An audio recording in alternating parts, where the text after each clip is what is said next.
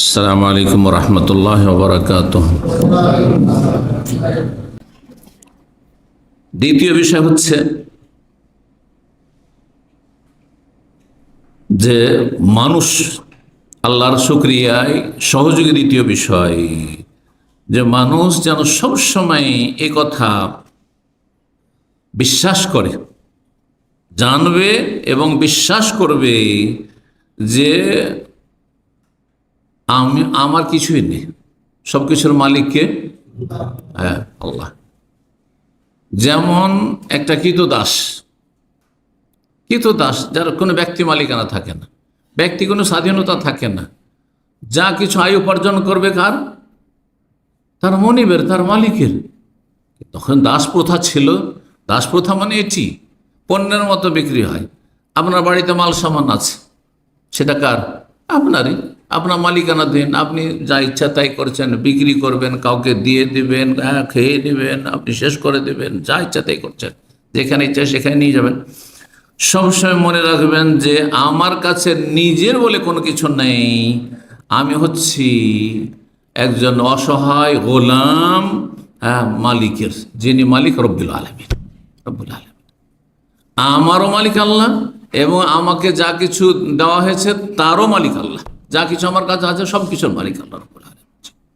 এই কথা সবসময় দৃঢ় বিশ্বাস রাখতে হবে যে সব কিছু আল্লাহ, তাহলে শুকরিয়া আদায় করতে পারবেন। এই জন্য সহিহ বুখারী মুসলিমে হাদিস রয়েছে, নবী সাল্লাল্লাহু আলাইহি ওয়াসাল্লাম কঠোর পরিশ্রম করিয়ে দীর্ঘ সময় ধরে যখন তাহাজ্জুদ পড়তেন, পাগুলি ফেটে যেত, পাগুলি ফুলে যেত, দুই রকম হাদিস রয়েছে। তখন মা আয়েশা রাদিয়াল্লাহু তাআলা আনহা অথবা অন্য কেউ বললেন যে আতাফালু হাযা ওয়াকাদ গাফারাল্লাহু লাকা মা তাকাদ্দামা মিন যামবিকা ওয়া মা তাআখার। আপনার আগের পরের ভুল ভ্রান্তি আল্লাহ ক্ষমার ঘোষণাই করে দিয়েছেন অগ্রিম, আর আপনি এত কষ্ট করে কেন ইবাদত করছেন? তিনি বলছেন আফালা কুন আবদান শাকুরা। রাসূলুল্লাহ সাইয়্যিদুল মুরসালিন, সমস্ত নবীদের শিরোমণি, জি খাতামুন আম্বিয়া, সমস্ত নবীদের শেষ নবী, শ্রেষ্ঠ নবী মুহাম্মদ রাসূলুল্লাহ সাল্লাল্লাহু আলাইহি ওয়াসাল্লাম কি বলছেন? আমি বান্দা, শুকরগুজার হব না? আল্লাহর গোলাম, শুকরগুজার গোলাম কি হব না? আল্লাহ রাব্বুল আলামিন দিয়েছেন আমাকে এত বড় মর্যাদা, যে নবুয়ত দিয়েছেন, রিসালাত দিয়েছেন, আমার কাছে ওহী আসছে, তার শুকরিয়া আদায় করতে হবে না? আফালা কুন আবদান শাকুরা। 3 নম্বর যে বিষয়টি, সেটি হচ্ছে আল্লাহ যেসব নিয়ামত দিয়েছেন সেসব নিয়ামত দ্বারা আপনি উপকৃত হবেন। নিয়ামত আপনার প্রয়োজন মোতাবেক খরচ করবেন, নিয়ামতকে কুক্ষিগত করে রেখে দেবেন না। আপনি কৃপণতা করবেন না, তাতে ফরজ ওয়াজিব আদায় করাই কৃপণতা।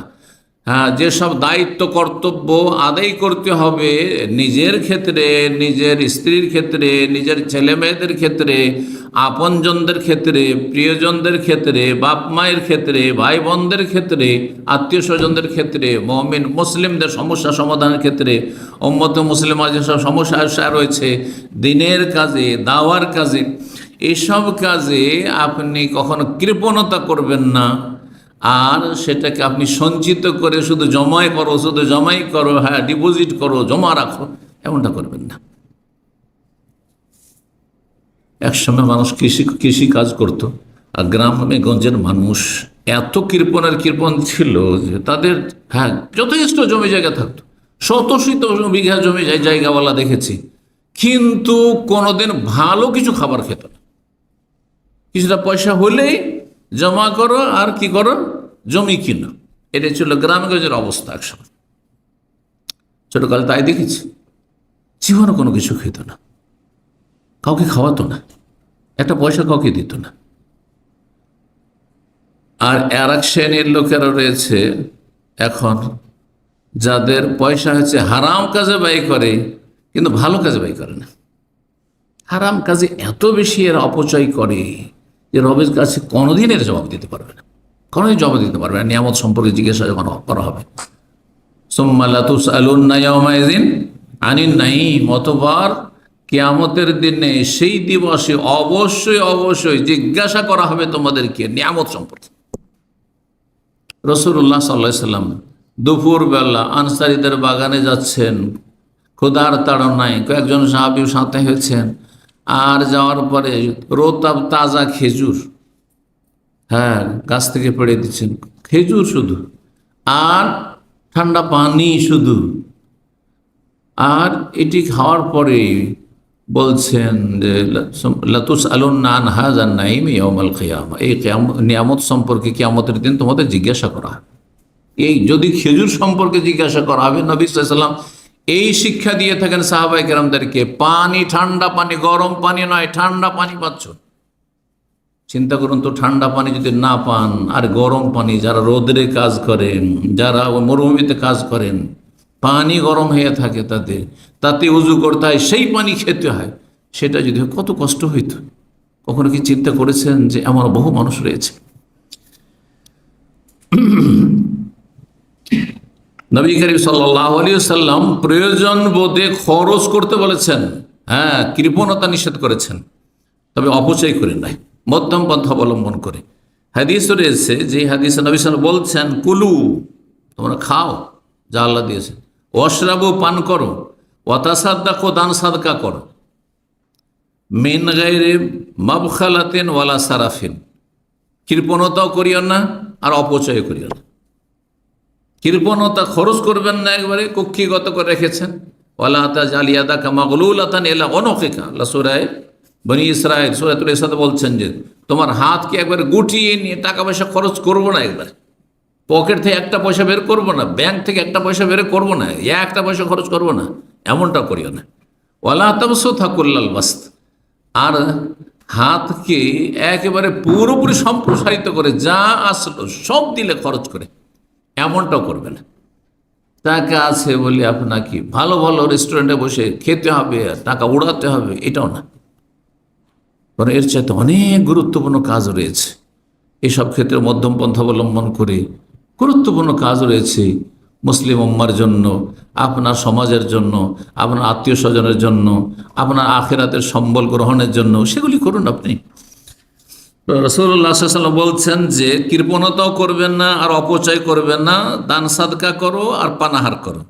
ফাইনাল্লাহ ইউহিব্বু, কারণ আল্লাহ পছন্দ করেন আইয়ুরা আসারো নেমাতিহি আলাইহি, আল্লাহ চান যে আল্লাহ তোমাকে যে নিয়ামত দিয়েছেন তা তোমার শরীরে আর তোমার দৈনন্দিন জীবনে যাতে দেখা যায়, যে আল্লাহ টাকা পয়সা দিয়েছেন সুতরাং আপনি মাছগোস্ত খাচ্ছেন, আল্লাহ ধন সম্পদ দিয়েছেন সুতরাং ভালো কাপড় চোপড় পরছেন, হ্যাঁ আল্লাহ ধন সম্পদ দিয়েছেন সেখান থেকে দান সাদকা করছেন, হ্যাঁ এটা আল্লাহ দেখতে চান। মুসনাদ আহমদ, নাসাই, তিরমিজির হাদিস এবং হাদিসটি হাসান।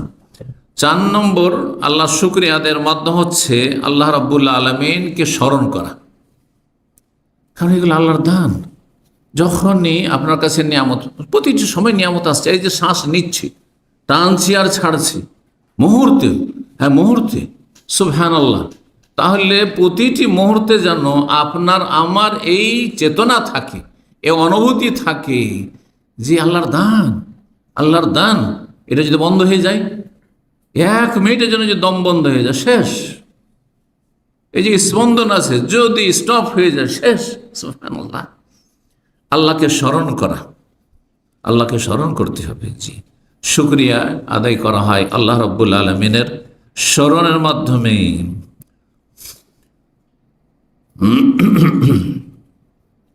রাসূলুল্লাহ সাল্লাল্লাহু আলাইহি ওয়াসাল্লামের একটি হাদিস রয়েছে, লাম ইয়াকুল শাইআন ইল্লা হামিদাল্লাহ আলাইহি, কোনো কিছু যখন খাবেন তখন আলহামদুলিল্লাহ বলবেন। ওয়ালা ইয়াশরাবু শারাবান ইল্লা হামিদাল্লাহ আলাইহি, কোনো কিছু পান করবেন বলল আলহামদুলিল্লাহ, খেলেও আলহামদুলিল্লাহ, পান করলেও আলহামদুলিল্লাহ, কোনো কিছু পেলেন আলহামদুলিল্লাহ। ওয়ালা ইয়াবতাশু বিশাইইন কাত্তু, কোনো কিছু ধারণ করলেন, এই যে হাতে ক্ষমতা আছে, এখন যদি প্যারালাইসিসে আপনি আক্রান্ত হয়ে যান, হ্যাঁ তাহলে কি হয় বলুন? অঙ্গ প্রত্যঙ্গ নাড়াতে পারছেন না, নড়তে পারছেন না। বলছি যে কোনো কিছু ধারণ করবেন ইল্লা হামিদাল্লাহ আলাইহি, আল্লাহর প্রশংসা করবেন। প্রতির সময় যে জবান চলতে আছে, জবান কখনো ক্লান্ত হয়, এত যে আমরা কথা বলছি, আল্লাহ শুকরিয়া আদায় করুন। এই জবানে যদি স্বাদ না থাকে, এই জিহ্বাতে স্বাদ আছে সব কিছু, তাই না? জিহ্বার স্বাদকে যদি আল্লাহ কেড়ে নেন তো খাবারে বুঝতে পারবেন, হ্যাঁ কোনটা লোনা, কোনটা মিষ্টি, কোনটা ঝাল, কোনটা তিতা, কোনটাতে স্বাদ আছে, কোনটা স্বাদ নেই, সব সমান, সব সমান। চিন্তা করুন, একজন দায়ী ছিলেন আল কাসিম, আজকে থেকে 5-7 বছর আগে ছিলেন, অথবা 8-10 বছর আগে ছিলেন। আমি ওখানে আল কাসিম যে বোরাই দায়ী বক্তব্য করেছি, ওখানে সেই সময় অনেক উপস্থাপনা করেছেন। আল্লাহ যেন তাকে শেফা দান করেন। তো সেই দায়ী আমার খুব খাতিরের মানুষ। হঠাৎ করে কয়েক বছর আগে থেকে, 3-4 বছর থেকে তার ভিতর থেকে কথা বেরোচ্ছে না। সব ঠিক আছে, শরীর সুস্থ, শরীর সুস্থ দেখা যাচ্ছে, বাহ্যিক কোনো কিছু নেই, কোনো রোগ দেখা যাচ্ছে না, কিন্তু ভিতর থেকে যে ভয়েসটা আসবে আর কথাটা বেরিয়ে আসবে, সামনের লোক সম্বোধন যাকে করেছে সে শুনবে, কোনো আওয়াজ নেই।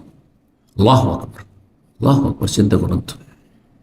তো এই যে নিয়ামতটা, আমি যে কথা বলছি ভিতর থেকে আর সেটা আসছে, আর আপনারা সাউন্ডটা পাচ্ছেন, শুনতে পাচ্ছেন, এই ঠিক আল্লাহর কত বড় নিয়ামত, চিন্তা করুন তো দেখি।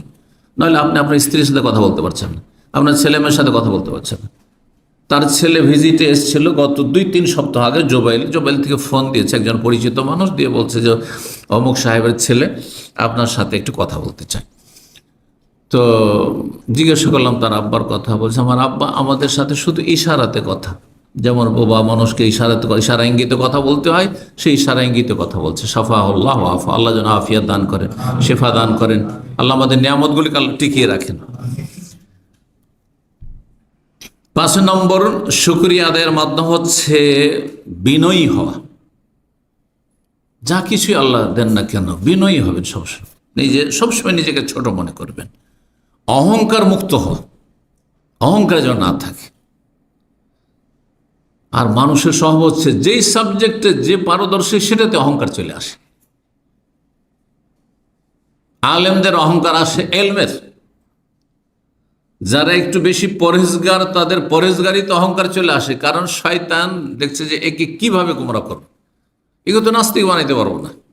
হ্যাঁ, সহি আকিদা তৌহিদ সুন্নতের অনুসারী আহলুল হাদিস সালাফিদেরকে গোমরা করে শয়তান অন্য রাস্তা দিয়ে, আপোষে লড়িয়ে দিয়ে, ঝগড়া ফাসাদে লাগিয়ে দিয়ে, হিংসা বিদ্বেষ দিয়ে, হ্যাঁ, আর মনের সংকীর্ণতা দিয়ে, উদারতা না থাকা দিয়ে, বিভিন্নভাবে যাকে যেভাবে পারে শয়তান সেভাবে তাকে অ্যাটাক করে। সবাইকে সব পাপ করাতে পারবে না, এটা শয়তান ভালো করে জানে। আপনাকে দিয়ে যে পাপ করাতে পারবে, হয়তো আমাকে পারবে না, সেজন্য আমার ক্ষেত্রে অন্য অস্ত্র ব্যবহার করবে। সবসময় সজাগ থাকতে হবে। ইন্না শায়তান লাকুম আদু, শয়তান তোমাদের শত্রু, ফাত্তাখিযু আদুয়া, শত্রুকে শত্রুই মনে করিয়ে। শত্রুকে যদি শত্রু না ভাবেন তাহলে ক্ষতিগ্রস্ত। তো বিনয়ী হইতে হবে, নমনীয় হইতে হবে, অহংকার মুক্ত হইতে হবে। কারণ যার মধ্যে অহংকার চলে আসে সে তখন আল্লাহর নিয়ামতে বলে যে আল্লাহ যে আমাকে এলেম দিয়েছেন এটি আল্লাহর দান, আল্লাহ যে আমাকে পয়সা দিয়েছেন এটি আল্লাহর দান। হ্যাঁ, তখন ছোট হয়ে যাবে, হ্যাঁ, বিনয়ী হয়ে যাবে। আর না হলে যদি মনে করেন আমি অনেক এলেম শিখেছি, আমি অনেক পয়সার মালিক হয়েছি, অনেক ক্ষমতার মালিক হয়েছি, আমি অনেক সুস্থ আছি, আমার কোনো রোগ নেই, হ্যাঁ, এই মন মানসিকতা কখন রাখবেন না। আল্লাহর দান, আলহামদুলিল্লাহ, বিনয়ী হবেন। আজকে সুস্থ আছি, কালকে নাও থাকতে পারি, বিনয়ী হবেন, হ্যাঁ, নিয়ামত টিকে থাকবে। এই জন্য সালাফদের উক্তি রয়েছে যে কাইয়্যিদুন নিয়ামা বিশুকর, নিয়ামতকে যদি ধরে রাখতে চাও, নিয়ামতকে যদি বেঁধে রাখতে চাও, কোনো কিছুকে শিকারী পশুকে বেঁধে রাখতে হয়, তাই না, না হলে পালিয়ে যাবে। তো নিয়ামতকে যদি তোমার কাছে ধারণ করে রাখতে চাও, বেঁধে রাখতে চাও, তো শুকরিয়া আদায় করো। শুকরিয়া আদায় করলে নিয়ামত হারা হবে না, নিয়ামত ছিনিয়ে নেওয়া হবে না। আর যখনই শুকরিয়া আদায় করবে না, না শুকরি করবে বিভিন্নভাবে, অন্তর থেকে শুকরিয়া আদায় করছো না, জবান দ্বারা শুকরিয়া আদায় করছো না, আমল দ্বারা শুকরিয়া আদায় করছো না, আল্লাহ নিয়ামত দিয়েছেন আর পাপ করা শুরু করে দিলে আল্লাহ নিয়ামতকে ছিনিয়ে নেবে। বহু লোককে আল্লাহ রাষ্ট্রীয় নিয়ামত দিয়েছিলেন, রাষ্ট্রীয় ক্ষমতা দিয়েছিলেন, ছিনিয়ে নিয়েছেন, ছুঁড়ে ফেলে দিয়েছেন। বহু লোককে আল্লাহ এলেম দিয়েছিলেন কিন্তু বেশি দিন সময় দেননি, আর তার এলেমে বরকত হয়নি। এলেম অনেক শিখেছে কিন্তু কাউকে দিয়ে যেতে পারেন। যার কাছে যে নিয়ামত আছে সেই নিয়ামতকে যদি টিকাতে হয় তাহলে কি করতে হবে?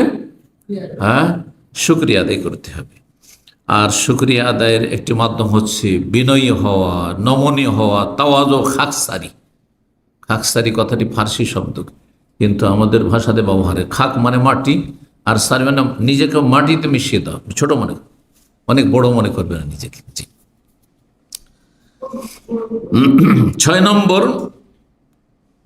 শুকরিয়া আদায়ের মাধ্যম হচ্ছে যে যতই আপনি ভালো আমল করেন না কেন, যতই আল্লাহ শুকর আদায় করেন না কেন, যতই নেক কাজ করেন না কেন, হ্যাঁ, যতই গুনাহ থেকে বেঁচে থাকেন না কেন, সব সময় এ কথা মনে রাখবেন যে আমার অনেক ত্রুটি আছে, আমি ত্রুটি মুক্ত না। আমি 5 ওয়াক্ত নামাজ পড়ছি, নামাজও ত্রুটি আছে আমার। তাহাজ্জুদ পড়ছি, তাতেও গাফিলতি আছে। নফল রোজা রাখছি, তাতেও আমার গাফিলতি আছে। রোজা অবস্থায় মেলা অপছন্দনীয় কাজ করে ফেলছি, অপছন্দনীয় অপ্রীতিকর কথা বলে ফেলছি, অথবা সময় কত নষ্ট করছি। আর আল্লাহ কত সময় দিয়েছেন, কিন্তু এই সময়গুলি কতটা আমি আল্লাহর জন্য লাগাচ্ছি, আল্লাহর দিনের জন্য লাগাচ্ছি, আল্লাহ সন্তুষ্টির জন্য লাগাচ্ছি, আমি আখিরাতের স্থায়ী জগতের জন্য কতটা সময় দিচ্ছি, আর আমি এই ক্ষণস্থায়ী জগতের জন্য সব সময় লেগে আছেন শুধু পয়সা, দুনিয়া দুনিয়া দুনিয়া। 24 ঘন্টার মধ্যে কতক্ষণ দুনিয়ার কাজ করছেন আর কতক্ষণ আপনি আখিরাতের কাজ করছেন, চিন্তা করুন। তো শুকরিয়া আদায়ের ক্ষেত্রে যতই আপনি শুকরিয়া আদায় করেন, কিন্তু আপনি নিজেকে ত্রুটিপূর্ণ মনে করেন। 7 নম্বর উপায় হচ্ছে শয়তানের বিরুদ্ধে জিহাদ করা, জাহাদ, সর্বাত্মক প্রচেষ্টা চালানো। হ্যাঁ, সব সময় নিজের আত্মপর্যালোচনা করেন, নিজের হিসাব করেন, এবং শয়তান যে মন মেজাজকে এবং কথা কাজকে পাপের দিকে নিয়ে চলে যাচ্ছে বা নেকির কাজ থেকে গাফেল করে দিচ্ছে, এক্ষেত্রে শয়তানের বিরুদ্ধে সবসময় লড়াই চালিয়ে যেতে হবে, সংগ্রাম চালিয়ে যেতে হবে। ওয়াল্লাযীনা জাহাদু ফীনা লানাহদিয়ান্নাহুম সুবুলানা, আল্লাহ রাব্বুল ইরশাদ করছেন যে যারা আমার পথে সর্বাত্মক চেষ্টা করবে, মুজাহাদা, জিহাদ করবে, মেহনত পরিশ্রম করবে, মেহনত অবশ্যই আল্লাহ মেহনতের মূল্যায়ন করবে। লানাহদিয়ান্নাহুম সুবুলানা, অবশ্যই আমার পথ দেখাবো, জান্নাতের রাস্তা দেখাবো, আমার সন্তুষ্টির রাস্তা দেখাবো। এবং শয়তানের অনিষ্ট থেকে আল্লাহকে আশ্রয় চাইতে হবে, শয়তানের বিরুদ্ধে সংগ্রাম চালিয়ে যেতে হবে। দেখেন, মনে যখনই খারাপ কথা আসছে, এটা কোথা থেকে আসছে? শয়তানের ওয়াসওয়াসা, শয়তানের কুমন্ত্রণা। তাহলে তখন কি মুজাহাদা হচ্ছে যে মন খারাপ দিকে যাচ্ছে, এখন আমি ভালোর দিকে ফিরে নিয়ে আসবো, হ্যাঁ, ভালো কাজ করা শুরু করব। গাফিলতি চলে আসছে, হ্যাঁ, ফরজ নফলে আমি গাফিলতি থেকে মুক্ত হয়ে যাবে। জি, যখন দেখছেন যে না, ঘুম পুরা হয়নি এখনো, হ্যাঁ, ঘুম লাগছে, আপনি এর বিরুদ্ধে আপনি লড়াই করেন। এর বিরুদ্ধে সংগ্রাম হচ্ছে যে আমি এক্ষুনি দাঁড়িয়ে যাই, আচ্ছা উঠছি, অ্যালার্মটা বন্ধ করলাম, আচ্ছা উঠছি। যারা তাহাজ্জুদ পড়েন, আচ্ছা উঠছি, একটু পরে উঠছি। যারা তাহাজ্জুদ পড়েন না, হয়তো ফজরের আজানের সময় অ্যালার্ম লাগিয়ে রেখেছেন, অ্যালার্ম বাজলো, আচ্ছা এখন তো আধা ঘন্টা 25 মিনিট আছে, জামাত তো ধরেই নেব, আচ্ছা 5 মিনিট, এই যখনই 5 মিনিট, আচ্ছা একটু আরাম করি, আচ্ছা একটু ঘুমটা হালকা হয়ে যাক, দেখবেন ঘুম চেপে যাবে। সাথে সাথে মুজাহাদা করে যে এক্ষুনি উঠবো। এই যে মন বলছে যে না পরে উঠি, তখনই উঠবো, এটা হচ্ছে মুজাহাদা। মনে যে গাফিলতি আসছে অথবা শিথিলতা আসছে অথবা যে কোনো এই ধরনের ত্রুটির দিকগুলো আসছে বা খারাপ কথা আসছে, তার বিপরীত ভালো কাজের দিকে আপনি নিজেকে নিয়ে যাবেন, এটি শয়তানের বিরুদ্ধে সংগ্রাম করা। আল্লাহ রাব্বুল আলামিন কোরআনে কারীমে ইরশাদ করেছেন, ইবলিস শয়তান যখন বিতাড়িত হয়ে গেল, জান্নাত থেকে বিতাড়িত হইল, আল্লাহ সন্তুষ্টি থেকে বিতাড়িত হইল, মালাওন অভিশপ্ত হয়ে গেল। হ্যাঁ, আল্লাহ যখন তাড়িয়ে দিলেন রহমত থেকে, তখন আল্লাহর কাছে কি চেয়েছিল? ছাড় চেয়েছিল, ক্ষমতা চেয়েছিল। হ্যাঁ, তো আল্লাহ বলেছেন যে ঠিক আছে, ইন্নাকা মিনাল মুনজারিন, তোমাকে ছাড় দিলাম, তোমাকে ক্ষমতা দিলাম, তুমি যা চাইছো তাই দিলাম, তুমি যাকে পারবে তুমি জাহান্নামে নিয়ে যেত, তোমার সঙ্গী বানাও। তো সেই সময় শয়তান যে কথাগুলি বলেছিল তার কিছু কথা, সুম্মা লাআতিয়ান্নাহুম মিন বাইনি আইদিহিম ওয়া মিন খালফিহিম ওয়া আন আইমানিহিম ওয়া আন শামাইলিহিম, হে আল্লাহ, এই যাদের জন্য আমি অভিশপ্ত মালাউন হয়ে গেলাম, যাদের জন্য আমি কাফের হয়ে গেলাম, যেই জাতির জন্য আমি জাহান্নামী হয়ে গেলাম আর তোমার রহমত থেকে বিতাড়িত হইলাম, সেই জাতি হচ্ছে আদম এবং তার সন্তানরা, তাই না? আদম আলাইহিস সালামকে সিজদা করতে বলা হয়েছে, সেটা করে নিলেই তো আল্লাহর অনুগত বান্দাই থাকতো সে। তো শয়তান আল্লাহকে বলল, ইবলিস শয়তান, যে আল্লাহ এ মানব জাতির সামনে থেকে এসে আমি আক্রমণ করব, পেছন থেকে আক্রমণ করব, ওয়ান আইমানে ডান দিক থেকে আক্রমণ করব, ওয়ান শামালে বাম দিক থেকে আক্রমণ করব, চারিদিক থেকে আমি হানা দেব। ওয়ালা তাজিদু আকসারাহুম শাকিরিন। তারপরে আল্লাহ, তুমি এই আদম সন্তানের মানব জাতির অধিকাংশ লোককে শুকর গুজার পাবে না, সব অকৃতজ্ঞ হয়ে যাবে। আর অকৃতজ্ঞ হইলে তো আমার কাজ হয়ে যাবে, আমার দলবল সেনাবাহিনী বেড়ে যাবে, সঙ্গী বেড়ে যাবে, এদেরকে জাহান্নামে নিয়ে যাওয়া। আল্লাহ রাব্বুল আলামিন তার জয় বলেছেন যে তবে আমার যারা খালিস বান্দা, খাঁটি বান্দা, তাদেরকে পারবে না। ইবলিস শয়তান স্বীকার করছে, ইল্লা ইবাদাকা মিনহুমুল মুখলাসিন, আল্লাহ তোমার যেগুলো খালিস বান্দা, হ্যাঁ ওগুলোকে পারবো না। তাহলে খুলুসিয়তের সাথে আল্লাহর ইবাদত বন্দি করতে হবে। রব্বুল আলামিন যেন তৌফিক দান করেন। 8 নম্বর উপায় হচ্ছে আল্লাহর যথাযথ শুকরিয়া আদায় করার, যে ভালো মানুষদের সাথে চলাফেরা করবেন, ওঠা বসা করবেন, তাদের সংসর্গ গ্রহণ করবেন। খারাপ যারা শুধু দুনিয়ার গালগল্প আর ফরজ অজেব থেকে গাফিল, এলেম শিক্ষা থেকে গাফিল, ফরজ আমল করা থেকে গাফিল, নেকির কাজে গাফিল, উদাসীন, শুধু দুনিয়াদারি, ওদের সংসর্গ বর্জন করবেন। যত তাদের সাথে বসবেন তত আপনি আল্লাহর অকৃতজ্ঞ হয়ে যাবেন, আল্লাহ শুকরিয়া আদায় করতে পারবেন, আল্লাহ শুকরিয়া আদায় করতে পারবেন না। আজকাল দুনিয়াদারি যেসব পার্টিগুলো হয়ে থাকে, খাওয়া দাওয়া, এক সময় তাদের মজলিসে বসে দেখেছি, মানে সব রকম লোক আসছে, যিনি দাওয়াত দিয়েছেন তিনি একটু ভালো মানুষ, তো আমাকেও দাওয়াত দিয়েছেন। এক সময় ওই আপনার প্রথম 2005-7 সাল পর্যন্ত এগুলোতে খুব বেশি হয়তো যাওয়া যায় হইতো। তো সুবহানাল্লাহ, গিয়ে দেখি সেখানে ডাক্তার সাহেবরা আছেন, ইঞ্জিনিয়ার সাহেবরা আছেন, ও আরামকর সাহেবরা আছেন, তো ওই ইউপিএমের সাহেবরা আছেন, প্রফেসর সাহেবরা আছেন, তো বেশ কিছু পুঁজিপতিরা হাজির হয়েছেন। আর তারপরে শুধু দুনিয়ার গল্প, দেশে কি রাখলাম, কি এত জায়গা রাখলাম, ঢাকায় এত গই করলাম, তো অমুক শহরে আমি এই করলাম, এই আমি এখানে টাওয়ার তৈরি করলাম, দুনিয়ার শুধু গল্প চলতে আছে। এদের সাথে যদি বসেন তো আপনার অন্তরে মরিচা লেগে যাবে, তখন আপনি আল্লাহ শুকরিয়া আদায় করতে পারবেন না। তখন নিজেকে খুব তুচ্ছ মনে করবেন যে আমি এত গরিব থেকে গেলাম, 3টা পয়সা কোন রকম সংসার চালাইতে হিমশিম খাচ্ছি, আরে বাপরে বাপ, তাই না? কখন শুকরিয়া আদায় করতে পারবেন? এই জন্য এদের সাথে বসতে হবে না। কখন এটা ভাববেন না যে এইসব ধনীদের সাথে বসলে, তো ইনভেস্টরের সাথে বসলে, এইসব পয়সাওয়ালাদের সাথে বসলে, আর পুঁজিপতিদের সাথে বসলে, আর এই নেতাদের সাথে উঠা বসা করতে খাতে রাখতে পারলে, আর এসব যারা উচ্চশিক্ষিত, হ্যাঁ প্রফেসর, ডাক্তার, ইঞ্জিনিয়ার, তাদের সাথে উঠতে বসতে পারলে, তাদের সাথে খাতে রাখতে পারলে আমি একটু বড় হয়ে যাব, কখনো না। এই চিন্তার অন্তর থেকে বের করে দিতে হবে, মন মস্তিষ্ক থেকে বের করে দিতে হবে।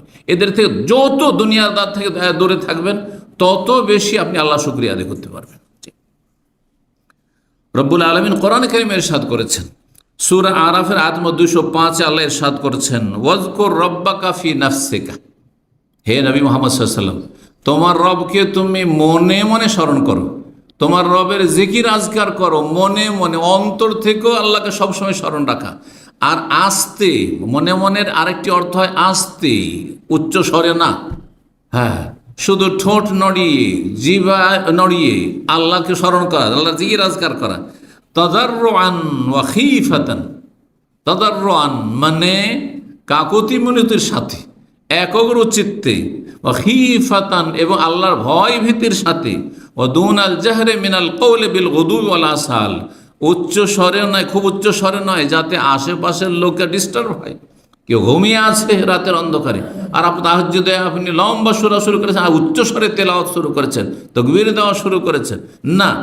দুনাল জাহরি মিনাল কওলি বিল গুদুই ওয়াল আসাল, সকাল বিকাল সবসময়। ওয়ালা তাকুন মিনাল গাফিলিন, আর গাফিলদের দলভুক্ত হইও না, যারা উদাসীন তাদের দলভুক্ত হইও না, কারণ গাফিলদের দলে শামিল হলে জাহান্নামে যেতে হবে।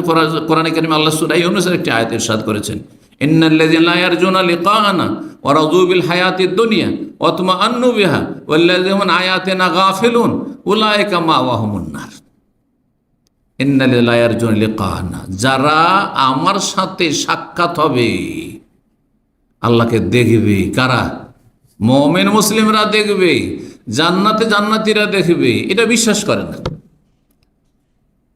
এর আশাবাদী নয়, এর আকাঙ্ক্ষাও নেই, মনের কামনা বাসনা নেই, আর চেষ্টাও নেই। লা ইয়ারজুন লিকানা, দুনিয়া নিয়ে মেতে আছে।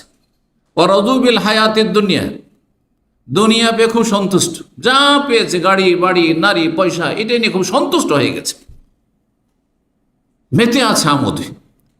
ওয়ারাদু বিল হায়াতিদ দুনিয়া ওয়াতমাআন্নু বিহা, এবং এতেই শান্তি ফিল করছে, দুনিয়ার পয়সাতেই শান্তি খুঁজছে, নেতৃত্ব ক্ষমতাতে শান্তি খুঁজছে, দুনিয়ার প্রভাব আর মান সম্মান আর খ্যাতি, এতেই সব কিছু শান্তি খুঁজছে। ওয়াতমাআন্নু বিহা ওয়াল্লাযীনা আন আয়াতিনা গাফিলুন, আর যারা আমার বিধিবিধান, আয়াত থেকে, শরীয়তের হুকুম আকাম থেকে উদাসীন, গাফেল হয়ে রয়েছে, উলাইকা মাআহুমুন নার, এদের বাসস্থান হচ্ছে জাহান্নাম। কয়টি অপরাধ? আখিরাত সম্পর্কে তাদের কোনো কর্মতৎপরতা নেই, চিন্তাশীল নয়, ওরা তো দুনিয়া নিয়ে সন্তুষ্ট, আর এতে নিজের প্রশান্তি লাভ করেছে, দুনিয়াতে শান্তি পাচ্ছে, দিনে শান্তি পায় না। মসজিদ আসলে শান্তি নেই, দিনের মজলিস আসলে শান্তি পাই না, ছটপট করে শুধু দুনিয়া দুনিয়া পয়সায়। অতমান দুনিয়া নিয়ে তাতে ইতমিনান, মুতমাইন হয়ে রয়েছে, প্রশান্তি লাভ করছে। তাতে এক শ্রেণীর পাপিষ্ট আছে, নাকি শান্তি পায় ধূমপান করলে। জি, যারা ধূমপানকারী তাদের জিজ্ঞাসা করবেন, প্রচন্ড গরমের সময়, আরে রোদরে চলাফেরা করছে, তারপরেও সিগারেট টানছে, জিজ্ঞাসা করবো এতে আমার শান্তি হয়। মদখোর বলে যে মদে শান্তি হয়। আবার যারা হিরোইন গাঁজা খায়, ওদেরকে জিজ্ঞাসা করেন না, ওদের সাথে দেখা যেন নাই হয়, আল্লাহ যেন হেফাজত করেন। যেখানে বিড়ি সের গন্ধই বরদাস্ত করতে পারি না, তো এইসব নিকৃষ্ট নোংরাদের থেকে আল্লাহ যেন অনেক দূরে রাখেন, আল্লাহ যেন আফিয়াত দান করেন, মুসলিম গুমরাহদেরকে আল্লাহ যেন হেদায়েত দান করেন। তো পাপে শান্তি খুঁজে, পাপে শান্তি খুঁজে, যারা পাপী তারা পাপ করে শান্তি খুঁজে, ওতেই নাকি তাদের বিনোদন হয়। আল্লাহ হেফাজত করুন। তো এরা হচ্ছে জাহান্নামে, উলাইকা মাওয়াহুমুন নার, এরাই হচ্ছে জাহান্নামী, মা কানু ইয়াকসিবুন, তাদের পাপের কারণে।